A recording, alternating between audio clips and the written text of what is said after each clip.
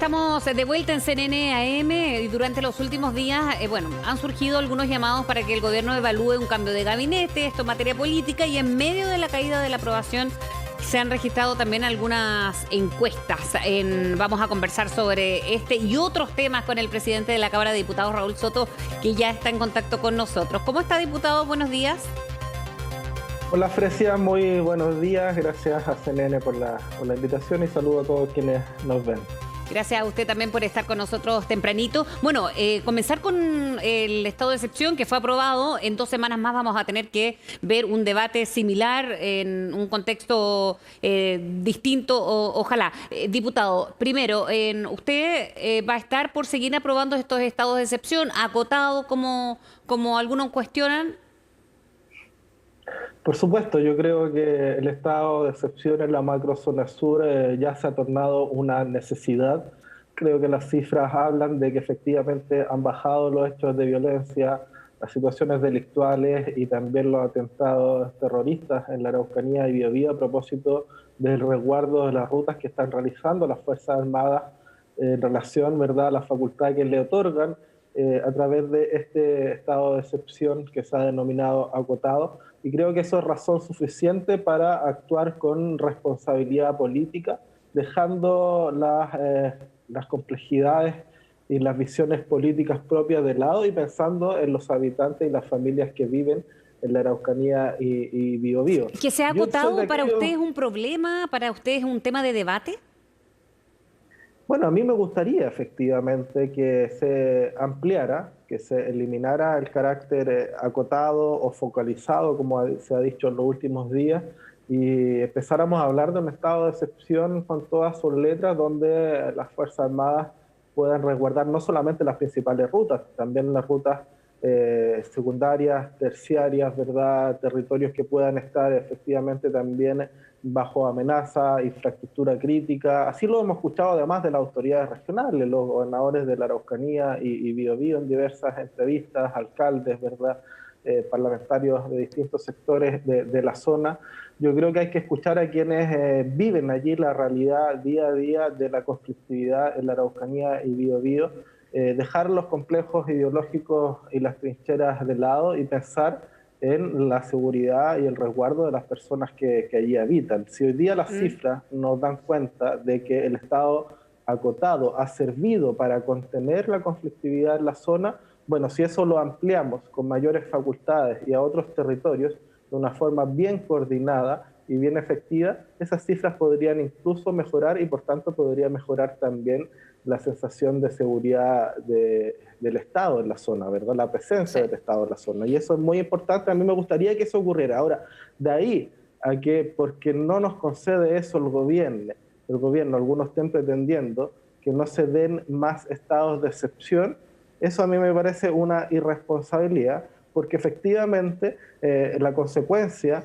de no otorgar el voto a favor de esta prórroga solicitada por el gobierno, ¿verdad?, o las que vendrán en el futuro, la consecuencia práctica de eso es que nos quedamos sin estado de excepción y por tanto sin resguardo y sin protección para las personas. Y yo no creo que nadie esté hoy día en condiciones de asumir el costo político y la responsabilidad de que el día de mañana vuelvan a aumentar los hechos de violencia, la delincuencia y el terrorismo en la zona a propósito, ¿verdad?, de la falta de acuerdo político y la falta de claridad y de sentido común de algunos sectores. Entonces yo, por cierto, que planteando ese punto respecto del carácter acotado, siempre voy a estar por defender la postura del gobierno en esta materia y si hay que extenderlo todo lo que sea necesario, bienvenido sea, porque creo que está más que justificado en este caso, ¿verdad?, el actuar de las Fuerzas Armadas para mantener el orden y la seguridad en la zona. Donde no ha defendido mucho al gobierno, diputado, es en cuanto a que debiese haber un cambio de gabinete. ¿Por qué lo cree urgente?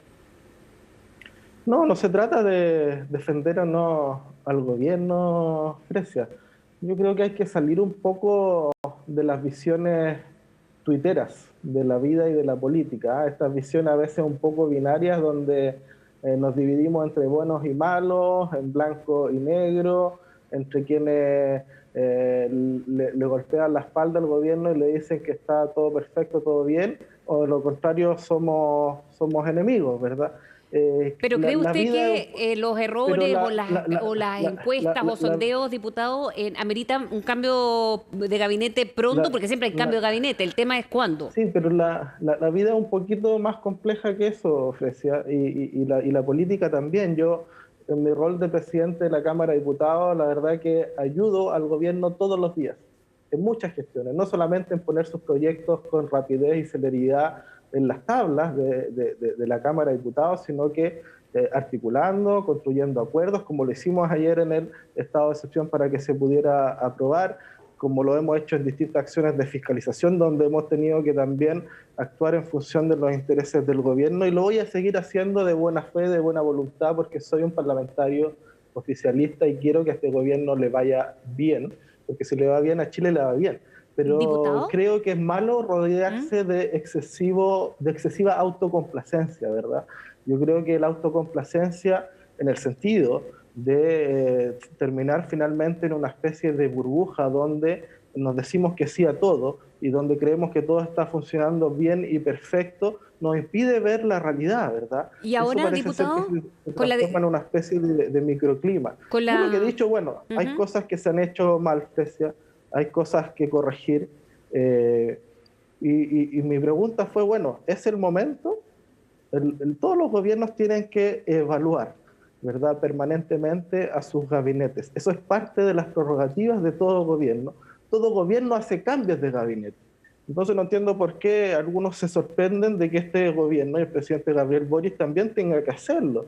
Y a mí me parece que eso es lo que permanentemente se debe estar evaluando. Ayer lo reconoció el propio presidente al decir que el gobierno era, por cierto, perfectible, que su Diputado, gabinete era perfectible, con y decisiones él que está tomando el gobierno, determinará. por ejemplo, de dar un portazo al IFE de invierno, ¿cree que esto también le puede ir jugando en otras críticas de su sector y de la oposición también, o de la misma ciudadanía que se reflejan los sondeos? Bueno, sí, para cerrar un poco la idea, va a ser el presidente de la República quien va a determinar el momento, la oportunidad. Nosotros, cuando así lo determinen, lo vamos a respaldar y apoyar, Frecia, pero yo creo que es bueno que estemos permanentemente, ¿verdad?, mirándonos al espejo y teniendo capacidad mínima de autocrítica para corregir, enmendar el rumbo y hacer las cosas bien. Dicho eso, respecto del tema del IFE que se ha planteado, este IFE de invierno o este bono, yo creo que estamos en una situación nuevamente compleja desde el punto de vista socioeconómico. Ya hay familias que efectivamente están afectadas, sobre todo sectores vulnerables y parte también de la clase media. Yo creo que nos faltó como país un último empujón desde el Estado para que esas familias puedan volver a la normalidad después de un tiempo de crisis sanitaria, de un tiempo de crisis social que ha golpeado a la economía familiar. Bueno, yo entiendo que hay preocupaciones y que es legítima y que es real del gobierno respecto del problema inflacionario, ¿verdad? Que no queremos que por plantear una medida de apoyo a la gente, finalmente la receta sea peor que la enfermedad y Sí, se o sea, termine está en aumentando la misma más línea el de lo que costo dijo de el la vida. presidente Boric.